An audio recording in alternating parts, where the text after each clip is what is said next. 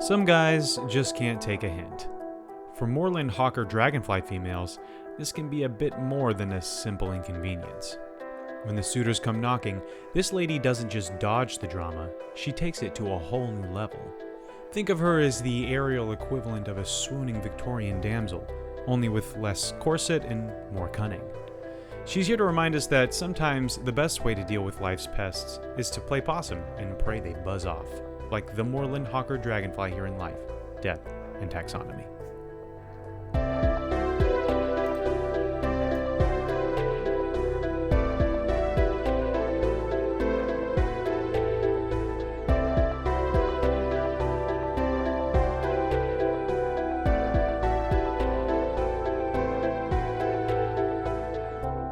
Welcome back to Life, Death, and Taxonomy. It's your 30 minutes of interesting animal information. I'm Joe.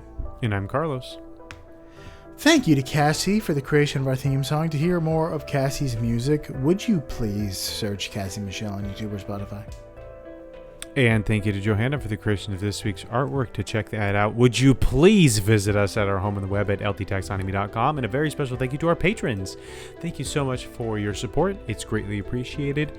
Thanks for helping us keep the lights on. If you'd like to donate, would you please visit patreon.com/ldtaxonomy or click on donate on our website. Would you kindly, I should have said. Yeah. And today we're talking about a Tom Sawyer of a bug, but more on that later. Yep, this bug will paint your fence and raft down the mighty Mississippi. Take down Muff Potter. Mm-hmm. But no. What are we talking about? And he has a friend simply named Joe. But honest Joe. We're talking about the Moorland Hawker Dragonfly. That's right. It's also Moorland called Hawker. Moorland Hawker. It does sound like someone's name. It does. It sounds like a Moorland would be a very like I don't know, Gen Z. We got to do a unique name kind of name for a child. Moorland. Yeah, it also has Moorland Hawker. It also has weird, like super billionaire vibes. You can imagine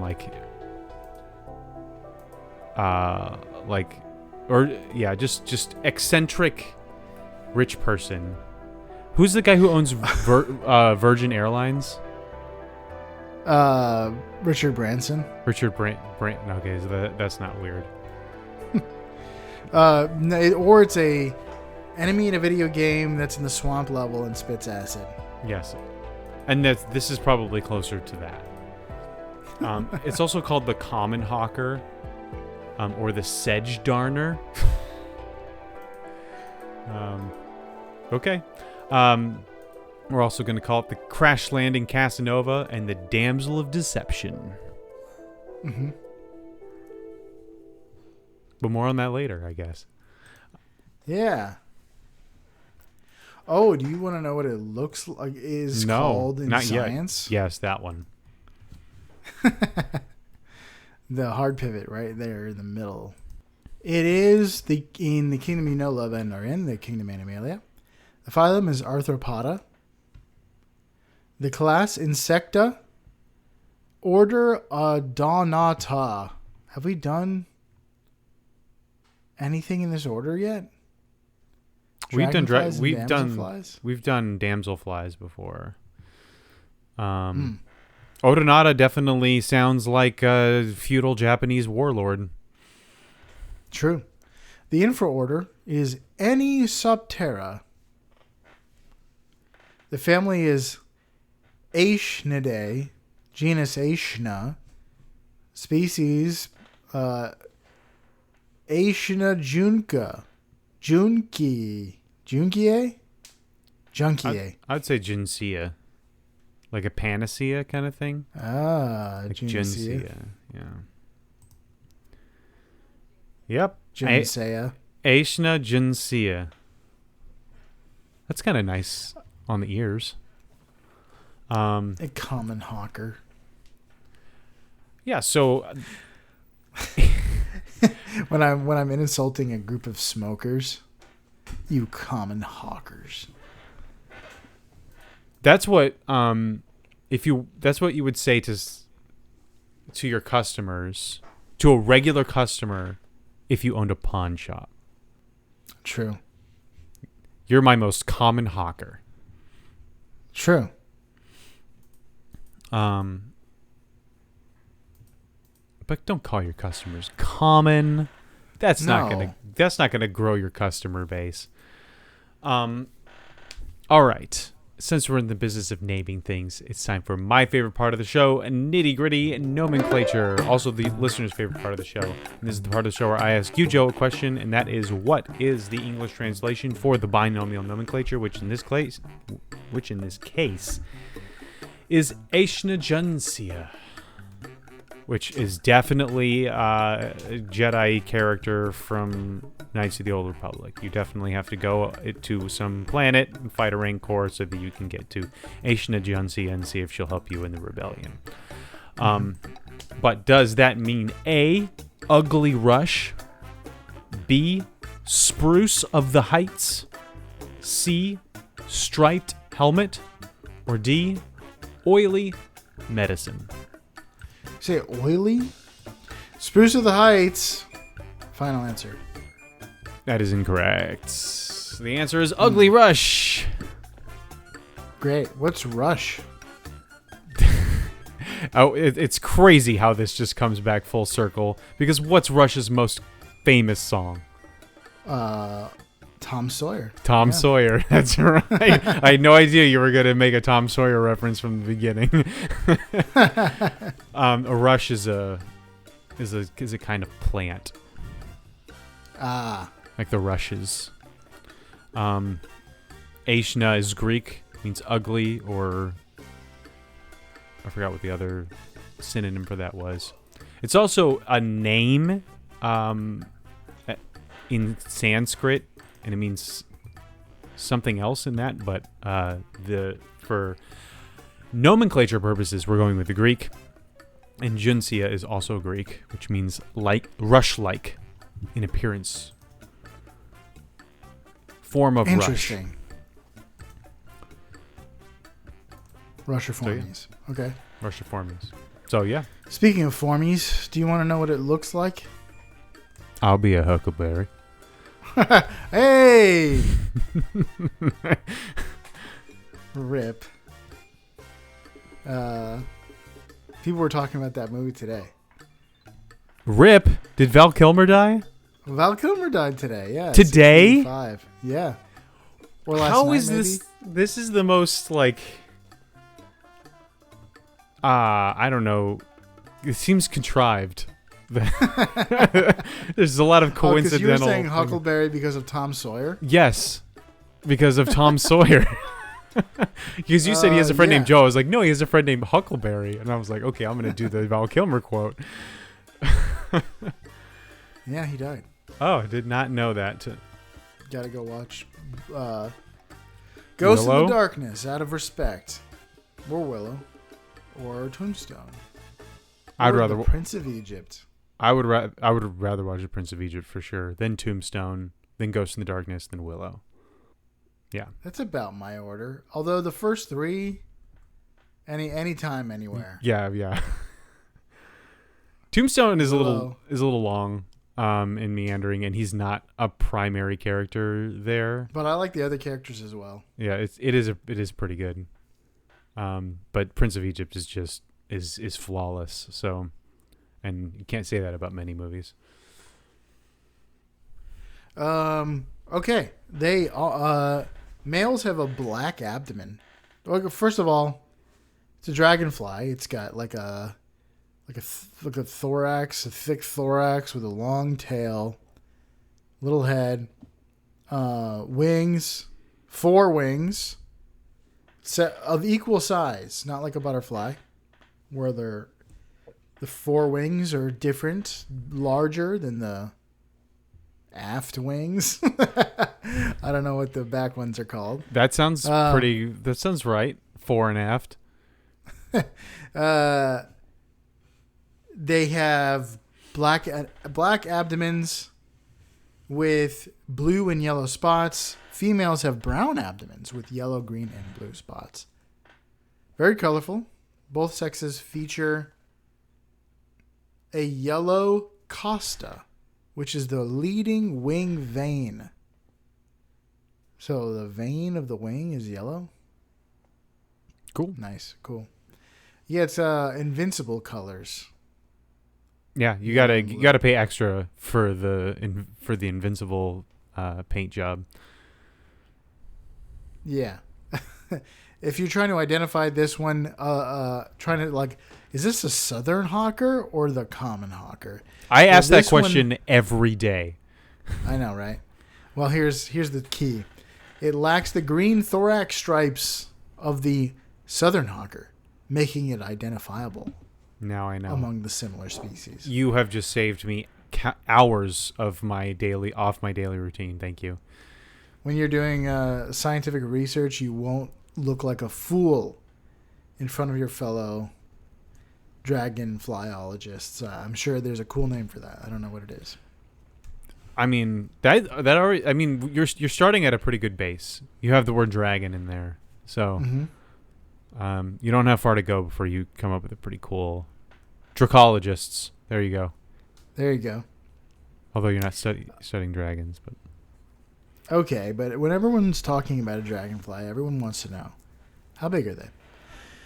Welcome to the Beloved Measure Up segment, the official listeners part of the show, the part of the show when we present the animal size and dimensions in relatable terms to equate with fun for the whole family.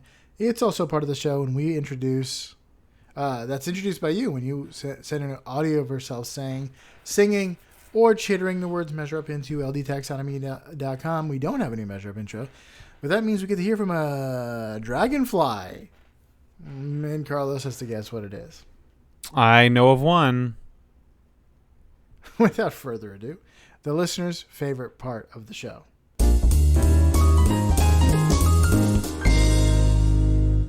Master Peak, are you all right?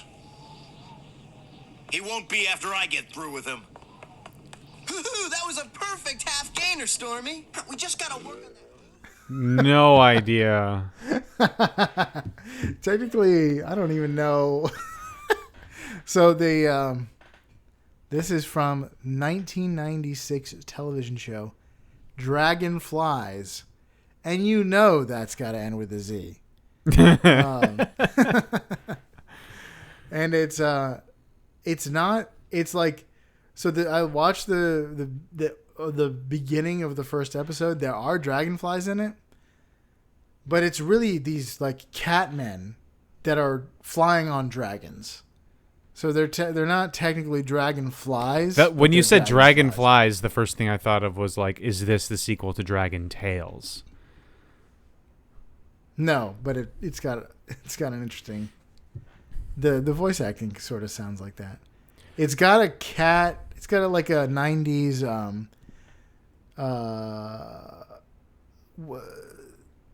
what's the He-Man kind of vibe? Yeah, where they fly around on dragons. I thought you were going to go with I can't remember his name. He's got an interesting name, but he's the dragonfly that scoots the rescuers around in the Louisiana bayou in the first movie. It's like that would have been great. Ferdinand or something, some like 4-syllable name, and all he does is buzz and wheeze. There's also the dragonfly from Spyro Enter the Dragonfly that I should have done. He has a funny, like, buzzing sounding voice. Evan Rude. Evan Rude is his name. Oh, the Cajun dragonfly? I mean, he's not like, I guess, yeah, he lives in Louisiana or whatever, but he doesn't have any lines, so I don't know if he's got the drawl. But speaking of flying, where does Top Gun fit in those top 4 Val Kilmer movies? Well, it's not. It doesn't feel so much as I mean, it's definitely a great movie. Well, he's like definitely he's the like the antagonist. Yeah. So he's one of the top supporting characters like Doc I guess. Holliday. Yeah, I guess that's fair enough. He's not as... It's good. It's good. I would put that at 5th. 5th under Willow. Wow. Oh, no. I forgot about Willow. No, it's 4th. Willow's rough. It's a rough Willow movie. is not... It's not great. But I might watch it over Batman Forever. No, I'd watch Batman Forever first. I've not seen that one. No, I haven't. Is that the one when he has the bat costume is anatomically correct? I don't know. I've seen the Tim Burton one, and that's Michael Keaton. So that's of the old ones, that and the Adam. Man, I got names swirling around. I can't remember any of them. Me too. Well, let's talk about the length of the Moorland Hawker Dragonfly. They are Adam West. There we go. 74 millimeters or 2.9 inches in length. So which of these objects correctly fits into the Moorland Hawker Dragonfly's object length or vice versa? A, 7 go into the height of a Haniwa figure. B, 9 go into the length of a wakizashi blade. C, 7 go into the diameter of a standard adult Genta sandal. In diameter. All right. I've got exact measurements in my mind for all 3 of these things that I definitely have encounter on a daily basis. Okay, so the Haniwa figures are Japanese terracotta figures from the Kofun period. Period. The length of the wakizashi blade is a traditional Japanese short sword. Yep. Everybody knows that one. And the what are the Genta shoes? Sandals are those wooden like sandals with that raised sandals. Oh, did I tell you I went my very first college class was college algebra, and there was a guy who every day came in those shoes, just like a little white guy coming in these 2-inch stilts. I think this is one of those situations. You know how there are laws. I don't know if you ever watched Seinfeld. There's laws where you have to tell me about the legislation around these shoes. You have to act if you can help somebody is having a crime committed against them. Should I? I think you had to act in that situation. Did I need to Baker act him? A crime against the entire You had to citizens arrest that man.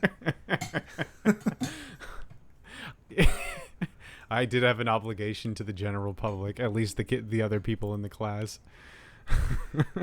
I just like to think that guy wanted to wear those in high school, and he couldn't because people just wouldn't let him, his parents, his teachers. And then when you go to college, you sow your wild oats, you do all the things that you weren't allowed to do, and this was that guy's thing. It's like if they're not gonna. I'm in college now. I'm a man. I'm gonna wear my Geta sandals. I'm in college now. I no longer have to fear getting my teeth kicked in by my bullies when I wear this. So I'm going for it.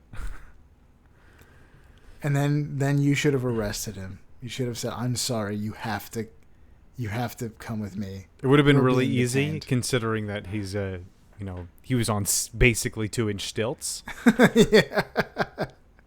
He has no his center of gravity is delicately balanced. Yes. So subduing someone like that, or maybe it's one of those things like, if this is how I walk, imagine what I do when the weights are off. When I'm on solid ground, I'm a ninja. So much so that walking is boring without being on tiny wooden stilts. Anyway, I'm going to pick the sword. The swords are cool. They're cooler than the other two things. Wakizashi blade. The Yeah. Japanese short sword, a companion to the katana, with a blade. Is that your final answer? See, I thought that was called the Tonto, and I have one there. If you were watching this on YouTube, you would still not see it because I'm pointing off screen. But I think that's called the Tonto. Well, the correct answer is 7 going to the height of a Hanawa figure. I knew the Wakizashi blade was cool, and that's why I didn't pick it.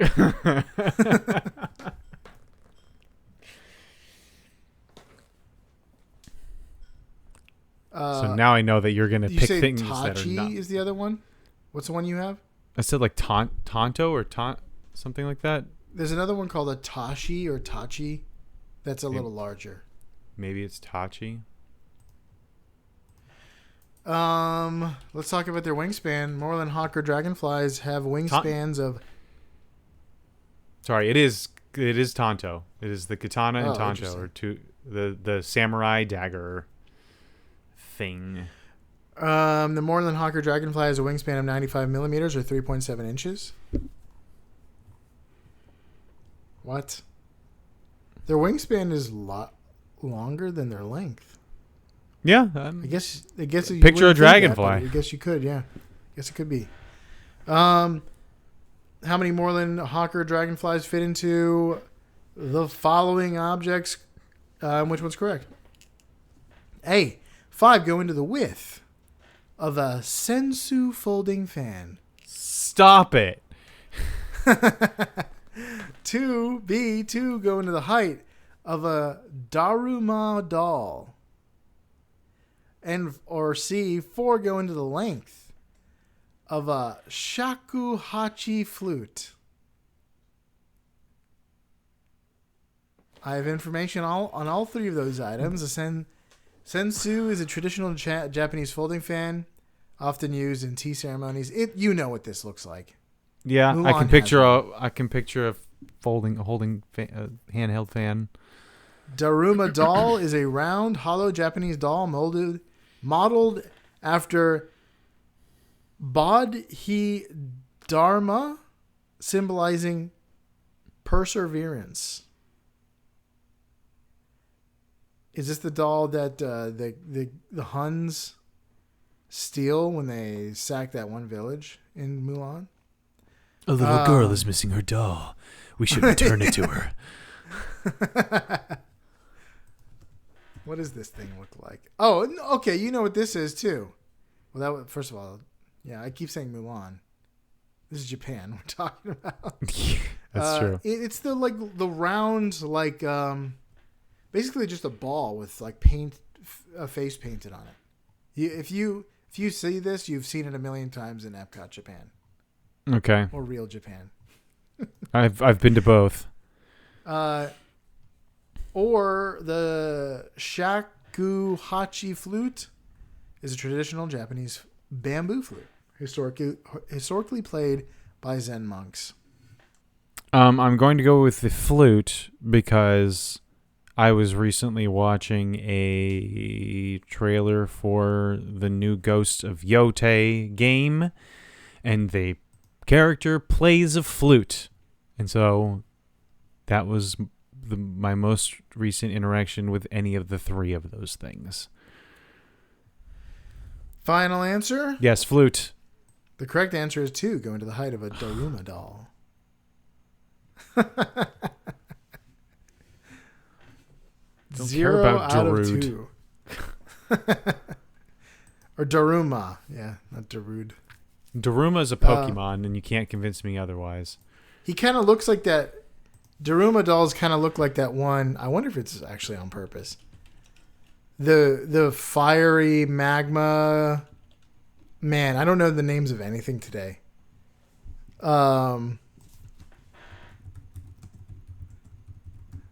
I bet it. Yes, I knew it. I don't really recognize Darmanitan is Yeah. I believe, based on these. Interesting. Yeah, that makes sense. Although I don't. Yeah, I was not thinking of these. Interesting. This is Daruma. Probably wards off some spirits or something. Mm-hmm. But that's all I got for that. Would you like to hear some fast facts to soothe your as a balm to your soul for getting 0 out of 2 there? Yeah, and dragging me through the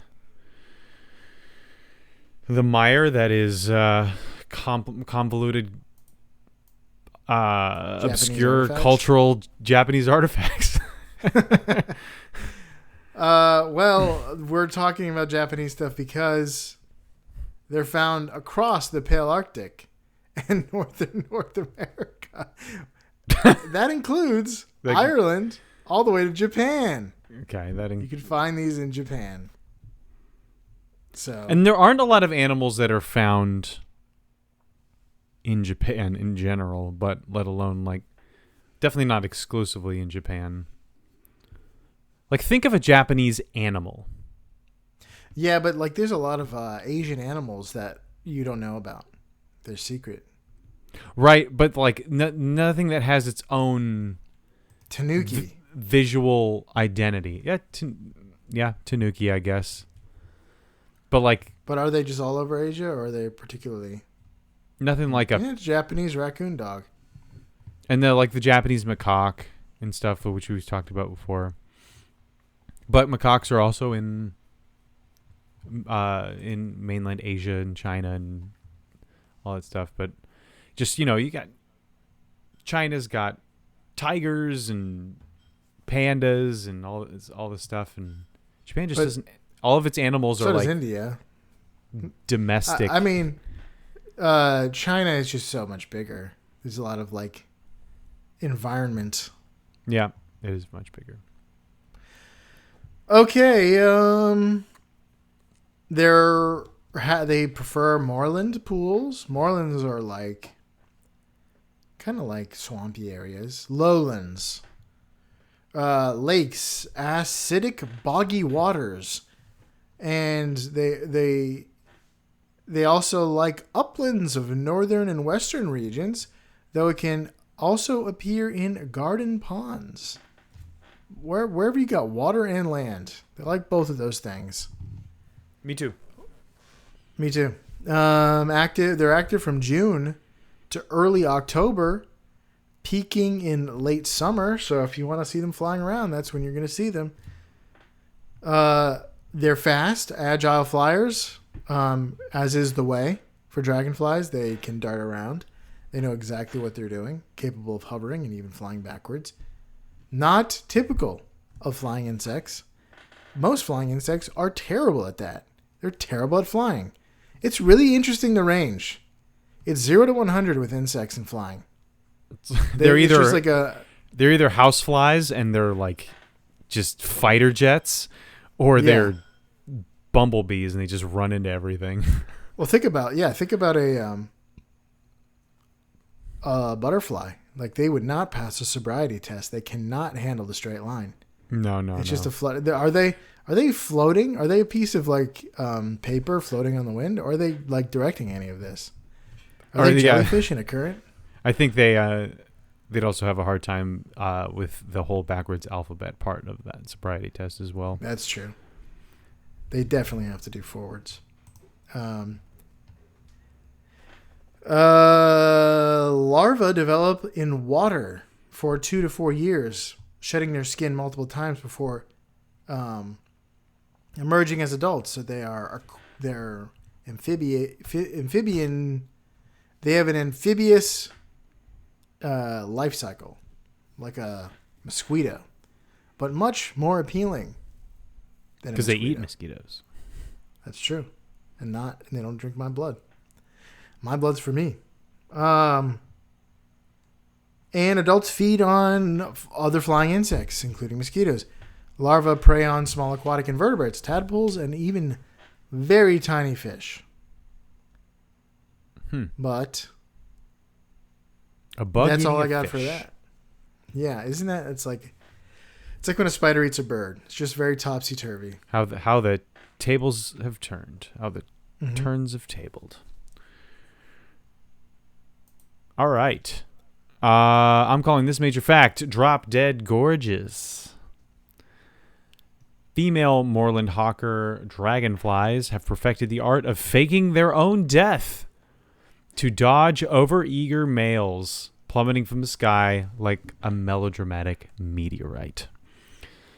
When a male gets too clingy, a female will freeze mid-flight, nosedive, crash land, and lay still as a rock, as though just, aneurysm, instant gone, until he takes the hint and leaves.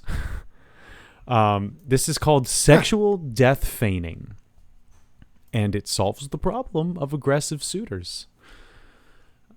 I feel like there's got to be some or multiple romantic comedies where this happens.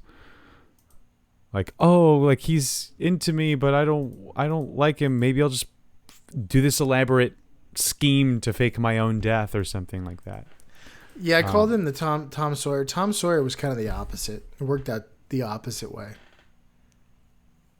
Yeah, I don't remember what you're talking about, even though I've read The Adventures of Tom Sawyer. I was 11, so I don't remember anything that happens in that.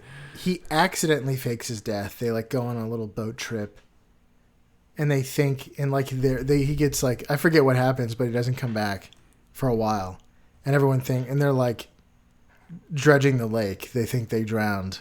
They can't find him. They have a funeral for him, and a girl is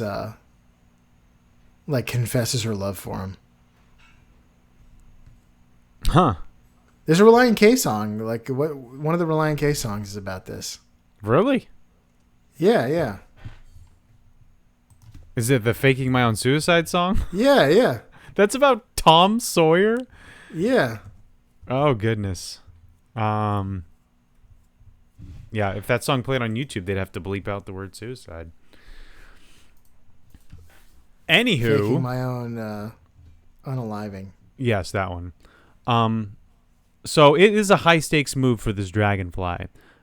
Crashing risks injury, especially at speed. But it obviously beats having to get HR involved. Studies show that over 60% of females who pull this stunt successfully escape, leaving their males buzzing around, wondering, well, I was after this one girl, and she just died. So I off to the next one, I suppose. This is the 7th time it's happened today. I hope do I smell? I showered this morning. What's going on? Every time I get close to women, they just fall over dead. That's got to be really demoralizing for these males. Anyway, other dragonflies, with other dragonflies, the males play bodyguard after they mate, and the females lays eggs. This is not the case for the Moorland Hawker.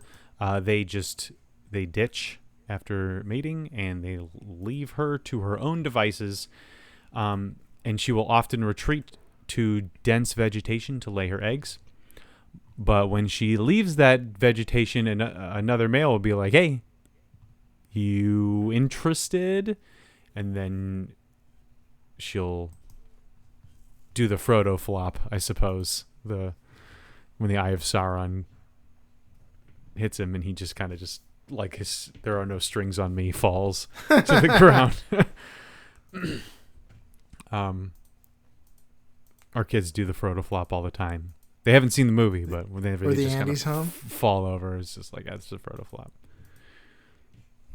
Bring the Andes home? The Andes, Andes coming. Oh, yeah, the Andes. yes. Yeah, bring the Andes home. So this trick may have evolved from predator avoidance instincts that has been repurposed to deter pushy paramours. It is rare in nature. Only a handful of animals, like certain spiders and mantises, use death faking to dodge romantic entanglements. So faking your own death is not that uncommon. But faking your own death in order to not have to mate, that is much more rare. So the result is that the female gets to pick the male that she mates with. She used to lay her eggs in peace and avoid the dragonfly equivalent of a bad Tinder date. Swipe, I can't remember. I bet you it's left. Swipe left and pretend to be dead. Mm-hmm. It's I got it wrong, by the way. Tom Sawyer does this on purpose. Okay, so it works. It makes no sense. Because they do it to, like, get some freedom. But in order to do it, I'm pretty sure they just abscond with themselves. And, like, they're free. They're already free. In order to convince everyone they died, they go off. Maybe so that no one would look for them. Yeah, I guess. I don't know. I got to read it again. I read the Adventures of Huckleberry Finn much more recently, but still not very recently. So it's like 20 years versus maybe 10. So it's all rattling around in there. Very scant memories of what happened, except for just what's in the public consciousness. Something about whitewashing offense. And it's very episodic, so, like, you'll remember parts of it. I keep thinking about, like, Tom Sawyer and thinking, like, of multiple scenes that have nothing to do with one another. I'm like, what is this even about? It's just about different It's the things adventures of this rapscallion. Uh-huh. It's not like, oh, this is the thing that he did. It's just like, this is how this kid spent his summers in Mississippi. So that was the Moorland Hawker Dragonfly for you out there in Podcastia. Spread all 4 of your wings. Keep an eye out for creeps and pretend to kick the bucket whenever those creeps come sniffing around, like the Moorland Hawker Dragonfly here in Life, Death, and Taxonomy.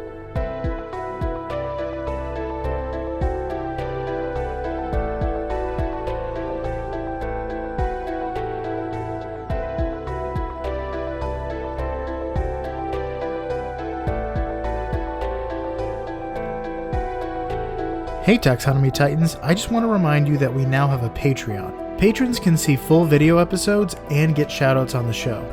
But ultimately, it's a way for you to help us cover some costs and get even better. Still, reviews are the best way to help us grow. So if you haven't left one yet, we'd really love to hear from you. As always, thanks for listening and engaging.